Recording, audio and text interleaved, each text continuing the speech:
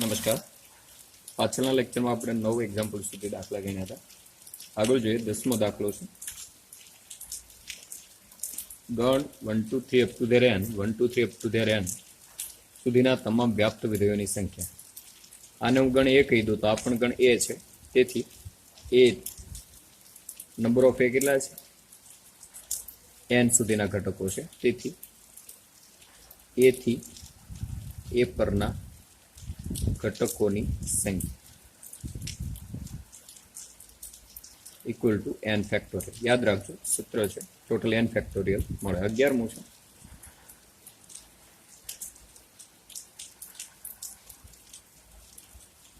વ્યસ્ત વિધેય મેળવવાનું છે. f આપણને આપેલા છે. શું છે? a3 b2 c1. પહેલા જોઈ લેવાનું એક એકને વ્યાપ્ત છે કે નહીં. f કઈ રીતે વ્યાખ્યાયિત છે? s tense two t. s એટલે શું છે? abc. What is t? It is 1 2 3. એક ઘટકને અનુરૂપ એક એક જ જવાબ છે. એક એક છે અને વ્યાપ્ત પણ છે. કેમ કે વ્યાપ્ત એટલે જો વિસ્તાર ઇક્વલ ટુ સહપ્રદેશ. f નો વિસ્તાર શું થાય?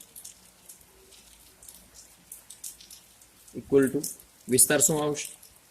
3 2 1 ઇક્વલ ટુ શું છે? t. તો આ સહપ્રદેશ છે. સહપ્રદેશને વિસ્તાર સરખા છે, તેથી તે વ્યાપ્ત છે. તેથી કેપિટલ f એ કેવું વિધેય કહેવાય? વ્યસ્ત સંપન્ન વિધેય છે. તો f ઇનવર્સ શું મળે? આપણે બધાને ખબર છે. આને ચેન્જ કરી નાખવાનું, ઉલટાવી નાખવાનું. એટલે શું થઈ જાય? 3a 2b 1c. એની અંદર બીજો એક્ઝામ્પલ છે.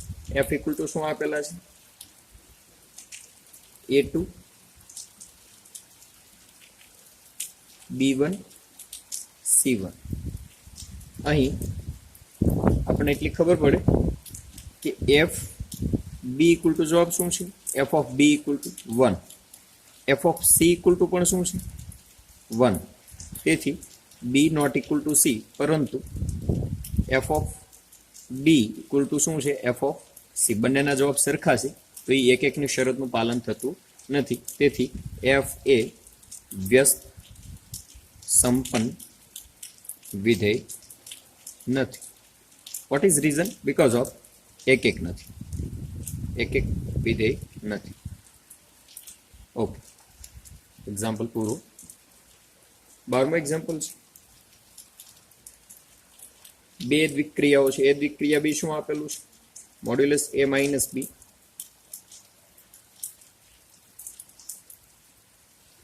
AO આ દ્વિક્રિયા છે. ઇક્વલ ટુ શું આપેલું છે? a. r પરની દ્વિક્રિયા છે. આ પણ r પરની છે. બરાબર. r પરની દ્વિક્રિયા એટલે શું? r cross r tense two r, અને o એ પણ r cross r tense two r. તો સ્ટાર પેલી જે દ્વિક્રિયા પેલી છે એ સમક્રમી છે, પણ જૂથના નિયમને નથી અનુસરતી. એવું આપણે પ્રૂફ કરવાનું છે. પહેલા જોઈએ એ દ્વિક્રિયા બી ઇક્વલ ટુ શું છે? Modulus a minus b. Obviously b minus a કરો કે a માઇનસ b કે ફેર નહીં પડે, કેમ કે માનાંકમાં છે એટલે ધન હોય તો પણ એ કેવું થઈ જશે? ઋણ થઈ જાય. તો આના બરાબર શું લખી શકો? b દ્વિક્રિયા a તે સમક્રમી છે. આના માટે શું થશે? AOB equal to a, BOA equal to શું આવશે? b. પહેલો હોય જવાબ આવે. અહીંયા a આવ્યો તો અહીંયા b આવે. તેથી AOB not equal to BOA. એની સ્થાનની અદલા બદલી કરો તો પણ જવાબ સરખા હોય તો તેને સમક્રમી કહેવાય. એટલે તે સમક્રમી નથી. આ સમક્રમી છે, આ સમક્રમી નથી. હવે જૂથના નિયમ માટે જોઈએ શું થાય છે. જોઈએ સૌપ્રથમ એક કામ કરો ને, આની અંદર ઉદાહરણ લઈને આપણે જોઈએ તો વધારે બેટર રહેશે. For example 2 દ્વિક્રિયા 5 દ્વિક્રિયા 7. તો શું આવશે આના માટે જોઈએ. પહેલાની દ્વિક્રિયા વિચાર તો શું આવે? દ્વિક્રિયા સ્ટાર છે તો 2 - 5 દ્વિક્રિયા 7. તો શું આવશે? 2 માંથી 5 જાય એટલે -3 આવે, પણ માનાંક છે એટલે +3 થઈ જાય. આ બેની બાદબાકી કરો, 3 - 4 = +4. આગળ જોઈએ શું આવશે. 2 દ્વિક્રિયા, 5 દ્વિક્રિયા, 7 જોઈએ. પેલા જૂથના નિયમ માટે આવું જોઈએ છે ને, પેલા આ કૌંસ અથવા તો આ કૌંસ બેના જવાબ સરખા થવા જોઈએ, તો એનો જૂથનો નિયમ પાલન થાય એવું કહી શકીએ. 2 દ્વિક્રિયા માના 5 - 7 તો શું આવશે. 2 દ્વિક્રિયા 2 માઇનસ આવે પણ પ્લસ થઈ જશે. 2 - 2 કેટલા આવે 0. આ બેના જવાબ સરખા નથી, તેથી તે જૂથના નિયમનું પાલન ન કરે. આના માટે જોઈએ શું થાય છે જૂથનો નિયમ.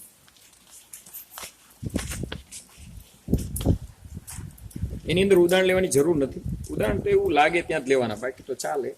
એ ઓ બી ઇક્વલ ટુ શું છે એ. આપણે શું કરશું, એ દ્વિક્રિયા બી દ્વિક્રિયામાં સ્ટાર નહીં આવે, અહીંયા દ્વિક્રિયા ઓ તરીકે રજૂ કરેલી છે, એટલે આપણે શું લઈશું એ ઓ બી ઓ સી. તો આનો જવાબ શું આવે એ ઓ. આનો જવાબ શું આવે, પહેલો અક્ષર હોય જવાબ આવે, એટલે અહીંયા શું આવશે જવાબ બી ઇક્વલ ટુ શું આવે એ. હવે આપણે શું કરીએ એ ઓ બી ઓ સી, તો આનો જવાબ શું આવશે એ ઓ સી. તો જવાબ શું આવે એ. બેના જવાબ કેવા આવે સરખા. દ્વિક્રિયા જેવી છે, પહેલો ઘટક જ જવાબ આવે, તેથી તે જૂથના નિયમને અનુસરે.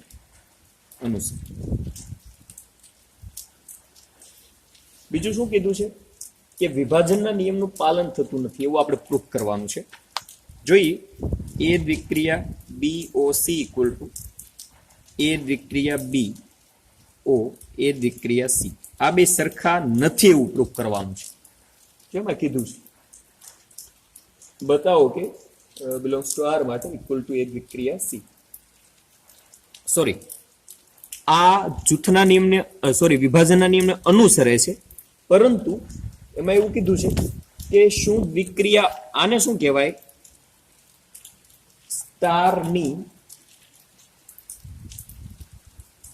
સ્ટાર એ ઓ પર વિભાજનીય છે એવું કહેવાય.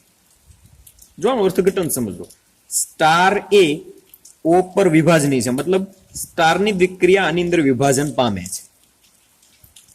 તો આપણે પહેલા તો આ પ્રૂફ કરવાનું છે, પછી એવું કહેવાનું છે કે ઓ એ સ્ટાર પર વિભાજનીય, જો દાખલામાં જ કીધું છે નથી એવું પ્રૂફ કરવાનું છે. એમાં ક્વેશ્ચન માર્ક મૂક્યો છે, વિભાજનીય જ છે. આનો મીનિંગ શું થશે, એ ઓ બી સ્ટાર સી. આનો મતલબ એવો થાય ને ઓ નો આના પર વિભાજનીય થાય છે કે નહીં એવું પ્રૂફ. આનું શું થાય છે આપણે જોવાનું છે. આ થાય, આનો જવાબ શું આવવો જોઈએ એ ઓ બી દ્વિક્રિયા એ ઓ સી. આનું વિભાજન કરો તો આ આવે, તો તમે એવું કહી શકો કે ઓ એ સ્ટાર પર વિભાજનીય છે. જો આવું ના આવે તો એ નથી. આ તો આપણે પ્રૂફ જ કરવાનું છે આવું છે. વોટેવર જોઈએ આપણે શું થાય છે. પેલા ડાબા લઈએ, આના માટે ચેક કરું. ડાબા એ દ્વિક્રિયા બી ઓ સી, આનો જવાબ શું આવે એ દ્વિક્રિયા બી ઓ સી નો જવાબ શું આવશે બી. પેલો અક્ષર આવે જવાબ. એ સ્ટાર બી કઈ રીતે સંબંધ છે એ માઇનસ બી માનાંકમાં. હવે જબા જોઈએ, જબા શું મળશે આપણને, શું છે એ સ્ટાર બી ઓ એ સ્ટાર સી. ઓકે, આનો જવાબ શું આવે એ માઇનસ બી ઓ એ માઇનસ સી. ઓ હોય તો એની આ બાજુનો જે ભાગ હોય એ આપણો જવાબ હોય એ માઇનસ બી, કેમ કે એ ઓ બી બરાબર શું છે એ જવાબ આવે. તો આનો જવાબ આવશે ડાબા ઇક્વલ ટુ જબ. પ્રૂફ થઈ ગયું. તેથી સ્ટાર એ ઓ પર વિભાજનીય છે.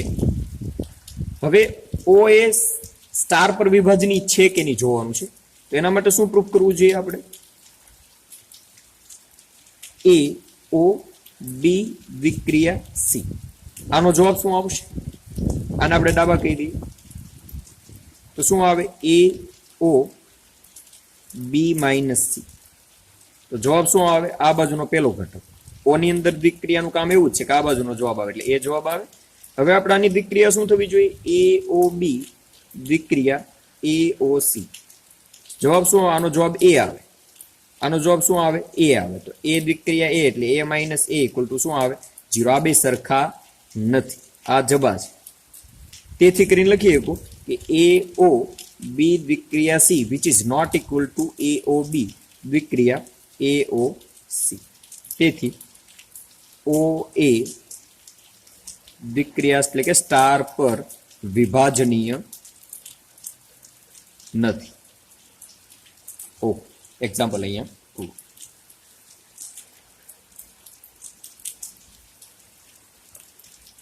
આગળ જોઈએ. ફરી વખત એક પાછળના દાખલા જેવો દાખલો આવ્યો છે. x એ શું છે? અરિક્ત ગણ છે.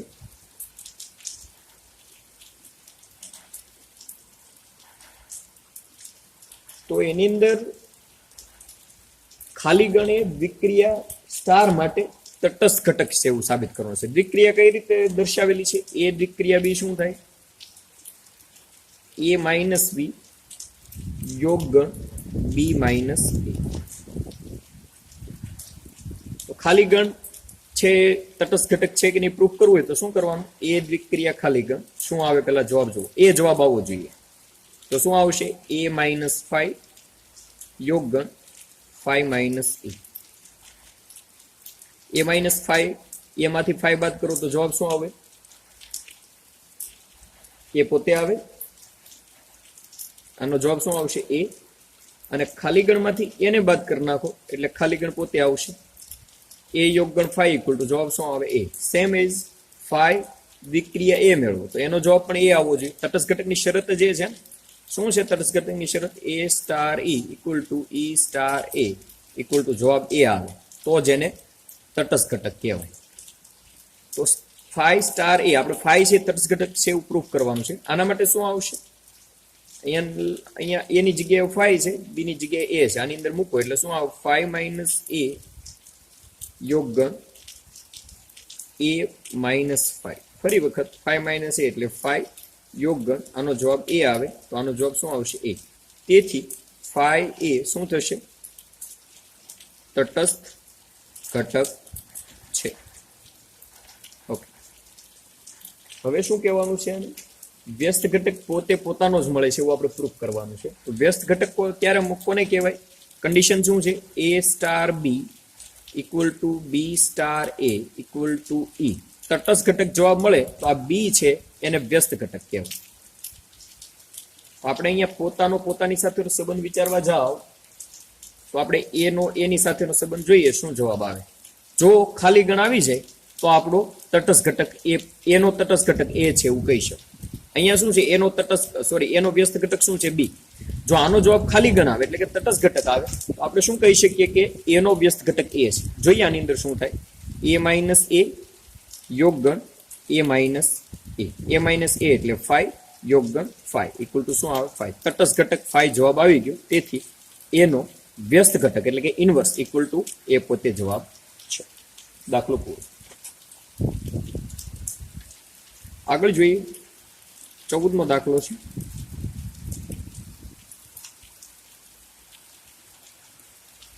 ગણ એ આપેલો છે. શું છે? 0 1 2 3 4 and 5 નીચે પ્રમાણે વ્યાખ્યાયિત છે. A સ્ટાર B શું આપેલું છે? A plus B minus 6, A plus B less than 6 અને A plus B greater than equal to 6. તો તટસ્થ ઘટક શૂન્ય ઘટક છે એવું મેળવવાનું છે. પછી બીજું શૂન્યેતર ઘટક વ્યસ્ત સંપન્ન છે કે નહીં એવું પણ મેળવવાનું છે. શૂન્ય સિવાયના ઘટકો વ્યસ્ત સંપન્ન છે એવું આપણે પ્રૂફ કરવાનું છે. તો એના માટે બહુ સહેલી મેથડ એ થશે કે આનું એક આપણે કોષ્ટક બનાવી નાખીએ. શું કયો કોષ્ટક કહેવાય? એને દ્વિક્રિયા કોષ્ટક કહેવામાં આવે. ટોટલ કેટલા ઘટક છે? 1 2 3 4 5 6 એટલે 7 લાઈન દોરીએ. 1 2 3 4 5 અને 6. 1 2 3 4 5 અને 6. વિક્રિયા છે 0 1 2 3 4 5 0 1 2 3 4 5 જોતું જોવાનું શું જવાબ આવે જો બેનો સરવાળો 6 કરતા નાનો હોય તો a પ્લસ b એનો જવાબ અને 6 કરતા મોટો હોય તો a પ્લસ b માઇનસ 6 એનો જવાબ તો 0 વત્તા 0 એટલે 0 0 વત્તા 1 એટલે 1 0 વત્તા 2 3 4 અને અહીંયા સુધી 5 કેમ કે 0 વત્તા 5 એટલે 5 5 6 કરતા નાના છે એટલે બેનો સરવાળો જવાબ આવે એવી રીતે ઊભી લાઈન પણ એ જ આવશે 1 2 3 4 5 હવે જોઈએ 1 અને 1 કેટલા થાય 2 6 કરતા નાના હોય ત્યાં સુધી બેનો સરવાળો મૂકતો જવાનો 1 ને 1 2 1 ને 2 3 1 ને 3 4 1 ને 4 5 1 ને 5 6 6 થાય તો આ વિધેય લાગુ પડે તો બેનો સરવાળો કરીને એમાંથી 6 બાદ કરવાનો એટલે 1 ને 5 6 6 માંથી 6 જાય એટલે 0 સમજાય છે વાત આવી રીતે કોષ્ટક બનાવવાનું છે 2 ને 1 3 2 ને 2 4 2 ને 3 5 2 ને 4 6 6 થાય તો 6 માંથી 6 જાય એટલે 0 2 ને 5 7 6 કરતા મોટા છે હાથમાંથી 6 જાય તો 1 3 ને 1 4 પછી ફરી વખત 3 ને 2 5 3 ને 3 6 0 1 2 અહીંયા શું આવશે 5 0 1 2 3 0 1 2 3 4 ઓકે શું મેળવવાનું કીધું કે શૂન્ય છે તટસ્થ ઘટક છે તટસ્થ ઘટક કહેવાય ક્યારે પહેલા તો એ ખબર હોવી જોઈએ તટસ્થ ઘટકની વ્યાખ્યા શું છે કે એની દ્વિક્રિયા કરવાથી પોતે પોતાનો જ જવાબ આવે ફોર એક્ઝામ્પલ કોષ્ટક અહીંયા સાઈડમાં મૂકું છું સમજવા માટે અહીંયા જોઈએ કોષ્ટકની અંદર શું કહે છે જુઓ તમે 0 ની દ્વિક્રિયા કોઈ પણ સાથે કરો 0 ની દ્વિક્રિયા તમે અહીંયા જુઓ આ 0 ની દ્વિક્રિયા 0 1 2 3 4 5 બધાના પોતપોતાના જવાબ આવે છે અહીંયા 1 તો 1 2 તો 2 પછી 3 તો 3 4 તો 4 5 તો 5 એવું ઊંધું એવું છે અહીંયા 0 ની પેલો ઘટક 0 1 2 3 લ્યો તો એને જવાબ એનો જ જ આવે છે કોની અંદર આવે છે 0 ની લાઈનમાં અહીંયા પણ 0 ની લાઈનમાં આવે એટલે 0 સ્ટાર a જ્યાં a belongs to capital a એટલે કે a ની અંદરથી કોઈ પણ ઘટક લ્યો તો 0 ની પ્રક્રિયા દ્વિક્રિયા a સાથે કરો એટલે જવાબ a આવે છે એનાથી ઊંધું વિચારો કે a દ્વિક્રિયા 0 તો પણ જવાબ શું આવશે a પોતે આવે છે જોયું છે ને પહેલો ઘટક 0 1 2 3 4 5 લ્યો તોય જવાબ એનો એ જ આવે છે બીજો ઘટક 0 1 2 3 4 5 લ્યો તો એનો જવાબ પણ એ જ આવે છે તેથી 0 એ કેવો થાય તટસ્થ ઘટક છે હવે જેનો જવાબ 0 આવે એનો વ્યસ્ત ઘટક કહેવાય દાખલા તરીકે હું અહીંયા વિચારું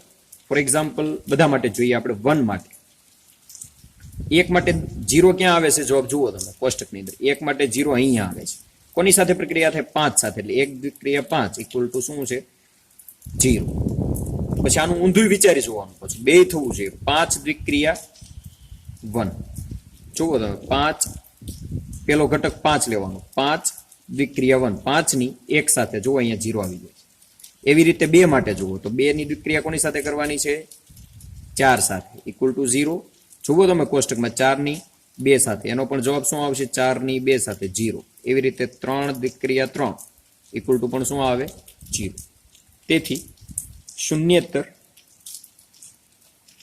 ઘટક કેવા છે વ્યસ્ત સંપન્ન છે મતલબ 0 સિવાયના બધા ઘટકો 0 એ તટસ્થ ઘટક છે એની સિવાયના બધા ઘટકો વ્યસ્ત સંપન્ન છે એટલે કે એના વ્યસ્ત ઘટક મળે છે આપણને 1 નો વ્યસ્ત ઘટક કોણ કહેવાય 5 5 નો વ્યસ્ત ઘટક કોણ કહેવાય 1 2 નો વ્યસ્ત ઘટક કોણ કહેવાય 4 4 નો વ્યસ્ત ઘટક કોણ કહેવાય 2 કેમ કે એનો જવાબ તટસ્થ ઘટક આપણને મળી જાય 3 નો વ્યસ્ત ઘટક 3 પોતે તો આપણે એટલી ખબર પડી કે વ્યસ્ત ઘટકનો સરવાળો હંમેશા 6 થાય જુઓ તમે 1 અને 5 નો સરવાળો 6 5 અને 1 નો સરવાળો 6 2 અને 4 નો સરવાળો 6 4 અને 2 નો સરવાળો 6 3 અને 3 નો સરવાળો 6 તો આપણે એવું કહી શકાય કે a નો વ્યસ્ત ઘટક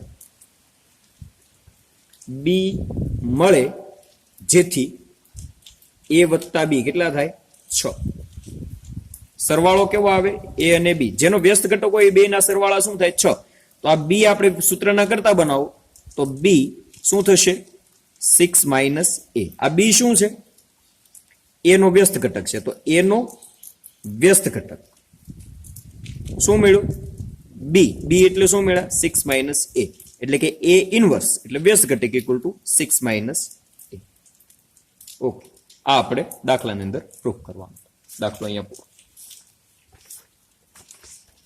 15મો એક્ઝામ્પલ છે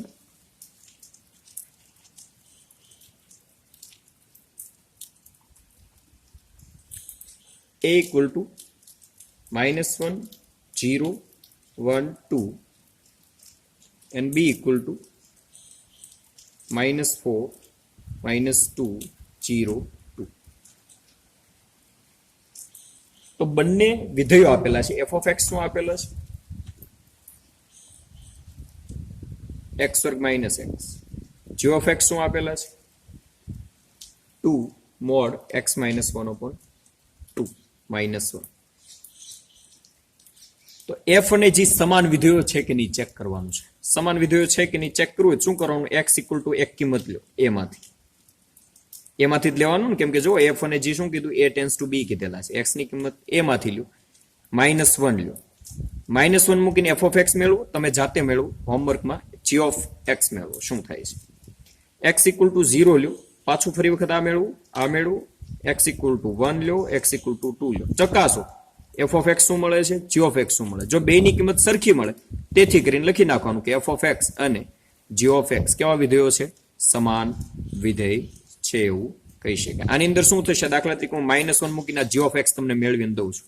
g of -1 શું આવે? 2 મોડ્યુલસ -1 -1 upon 2 -1. તો શું થશે? 2 મોડ્યુલસ -1 -1 upon 2 એટલે -3/2 -1. માનાંક છે એટલે પ્લસ થઈ જાય, 2 2 જતા રહેશે, -3 એ +3 થઈ જાય, ઇક્વલ ટુ શું આવે? 2 જવાબ આવે. આવી રીતે બધાના તમારે કિંમતો મેળવવાની છે. દાખલો આપણે હોમવર્કમાં તમે ચેક કરજો. મેં કીધું જો કિંમતો f of x ની અને g of x ની x ને અનુરૂપ કિંમત સરખી આવે તો બંને વિધેય કેવા છે? સમાન છે એવું તમે કહી શકો. કેમ કે એના f અને g ના પ્રદેશ સરખા છે અને વિસ્તાર પણ સરખા છે, સહપ્રદેશ સરખા છે. પ્રદેશ સરખો છે, સહપ્રદેશ સરખો છે, આ એનો વિસ્તાર આવશે. આ x ને અનુરૂપ કિંમત મળે એને વિસ્તાર કહેવાય. જો વિસ્તાર એ સરખા આવે તો એ વિધેય સરખા છે એવું તમે કહી શકો. આગળ જોઈએ, ઓપ્શન આવે છે. Okay fine. ઓપ્શનમાં પેલો ઓપ્શન શું કીધું એને? a ઇક્વલ ટુ શું છે? 1 2 3. તો 1 અને 2 ને સમાવતા, 1 2 અને 1 3 ને સમાવતા સહવાચક હોય, સંમિત હોય, પરંપરિત ન હોય તેવા સંબંધોની સંખ્યા. તો એક જ આપણને મળશે. દાખલા તરીકે હું અહીંયા લખું છું r ઇક્વલ ટુ સહવાચક હોય એવા સંબંધો 1 1 2 2 પોતાની સાથેનો સંબંધ. સંમિત હોય એવા કયા કયા આવે? 1 2 નો સમાવેશ કરવાનો કીધો એટલે 1 2 મૂકી દઉં. 1 2 હોય તો અહીંયા 2 1 મૂકવા પડે. અનધર 1 3 ને સમાવતા કીધા એટલે 1 3 હોય તો અહીંયા શું મૂકવા પડે? 3 1. શા માટે 1 3 ને 3 1 મૂકવા પડે? કેમ કે સંમિતતા દર્શાવે. આ સહવાચક માટે છે, આ સંમિત છે. પરંપરિતનો કોઈ રોલ નથી. પરંપરિત નથી એવા આપણે સંબંધો મેળવવાના છે. તેથી સંબંધોની સંખ્યા કેટલી મળે? ખાલી એક. કયો ઓપ્શન આવે? એ. બીજું છે a ઇક્વલ ટુ 1 2 3 લેવાના છે અને 1 2 ને સમાવતા સામ્ય સંબંધોની સંખ્યા.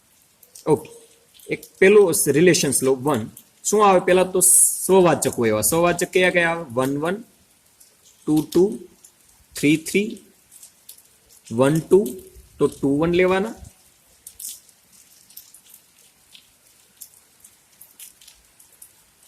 પછી પરંપરિત હોય એવા લેવાના થશે ને આપણે.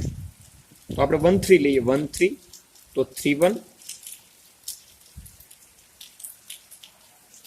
તો 1 1 3 તો એક 3 2 લઈ લઈએ. 3 2 અને 2 3. ટૂંકમાં બધા સંબંધો પોસિબલ હોય એ લખી નાખો. એક તો આ જોડાવશે કે જે સામ્ય સંબંધ છે. જુઓ તમે, આ સહવાચક છે. 1 2 2 1 સંમિત, 1 3 3 1 સંમિત, 3 2 2 3 સંમિત.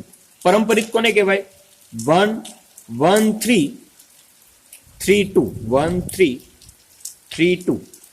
તો 1 2 પણ આની અંદર હોવા જોઈએ. 1 2 છે થાય ને, એટલે પરંપરિત છે. કોઈ પણ બીજું વિચારો. દાખલા તરીકે આ વિચારો 3 2 2 3. તો 3 3 છે તો પરંપરિત છે. બધી શરતનું પાલન થાય. એક આ છે. એક સંબંધ બીજો કયો મળે પોસિબલ? અને ટૂંકાવી નાખો. દાખલા તરીકે 1 1 સંમિત સ્વવાચકો એવા બધા લઈ લો. 2 2 3 3. બીજું 1 2 અને 2 1. બસ આટલા ઇનફ છે. જુઓ તમે, સ્વવાચક છે, 1 2 2 1 સંમિત છે.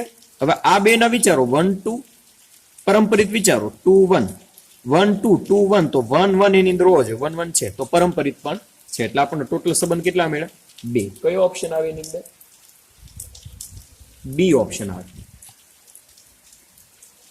સંખ્યા ટોટલ મેળવવાની છે બીજું કઈ નથી. 18મો છે ફોગ અને ગોફ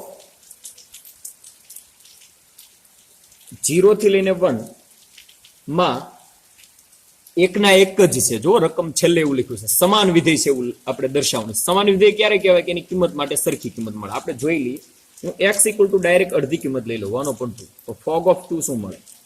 ફોગ f કઈ રીતે વ્યાખ્યાયિત છે f બરાબર શું છે 3 ઓપ્શન છે 1 0 -1 x 0 કરતા મોટા x = 0 x 0 કરતા નાના. g શું આપેલું છે મહત્તમ પૂર્ણાંક ભાગ વિધેય. ઓકે 1/2 ફોગ શું મળે જોઈએ આપણે f of g of 1/2 આવું લખીએ કાંઈ f of g of 1/2 એટલે પૂર્ણાંક ભાગમાં 1/2 પૂર્ણાંક ભાગમાં 1/2 એટલે જવાબ શું આવે અડધા થયા ને 1/2 એટલે 0.5 0.5 કોની વચ્ચે આવે 0 અને 1 વચ્ચે તો નાનો પૂર્ણાંક એ આપણો જવાબ આવે એટલે f of 0 એટલે 0 એક્ઝેક્ટ હોય ત્યારે જવાબ શું આવે 0 એટલે ફોગ 1/2 નો જવાબ શું આવ્યો 0 યાદ રાખજો. આગળ જોઈએ ગોફ 1/2 જોઈએ.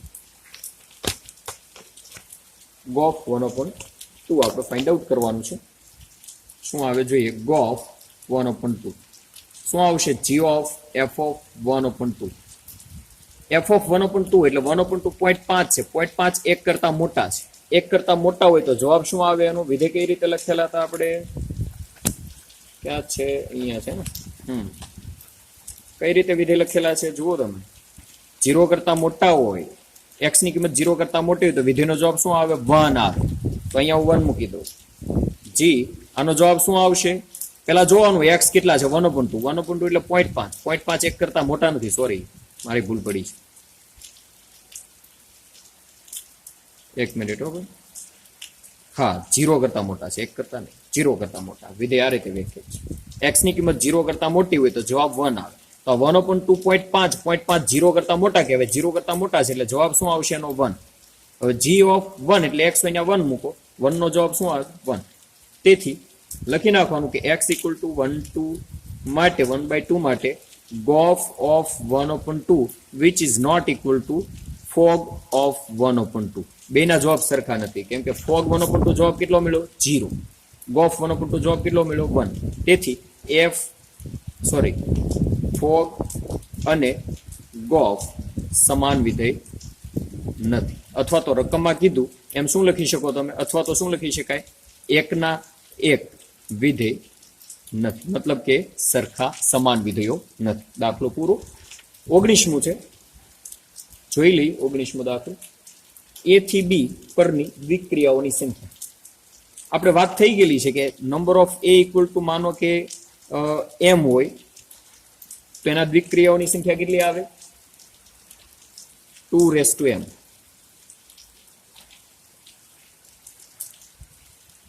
સોરી આપણે થિયરીમાં શું લખાવેલું છે થિયરી રિફર કરો દ્વિક્રિયાઓની સંખ્યા આપણે જોઈએ છે થિયરી પાછળ પેજ ફેરો તમને થિયરી લખાવી છે એની અંદર નજર કરો થિયરી કંઈક અલગ કીધેલી છે આપણે શું છે હા નંબર ઓફ m હોય તો દ્વિક્રિયાઓની કુલ સંખ્યા કેટલી થાય m² થાય. ઓકે આવી થિયરી છે તો અહીંયા નંબર ઓફ a આને હું a કહી દઉં તો નંબર ઓફ a કેટલા થાય અહીંયા ટોટલ ઘટક કેટલા છે 2 તો દ્વિક્રિયાઓની સંખ્યા કેટલી થાય m હોય ત્યાં 2 મૂકો 2 નો વર્ગ. જો અહીંયા ઘાતનો ગુણાકાર નથી કરી નાખવાનો આ 2 નો વર્ગ છે 2 નો વર્ગ પેલા આને પૂરા કરી દેવાનો 2 નો વર્ગ એટલે 4 2 ની 4 ઘાત એટલે કેટલા આવે 100. કયો ઓપ્શન આવે એની અંદર બી ઓપ્શન આવશે જવાબ બી આવે. ઓલાની અંદર ઓપ્શન કયો આવશે આગળના દાખલામાં સમાન નથી એવો ઓપ્શન કયો છે બી માં જુઓ ના એવું લખેલું છે સમાન નથી. ઓકે અહીંયા આપણો સ્વાધ્યાય પૂરો. અહીંયા આપણે પહેલું બીજું ત્રીજું ટોટલ 3 ચેપ્ટર પૂરા થઈ ગયેલા છે.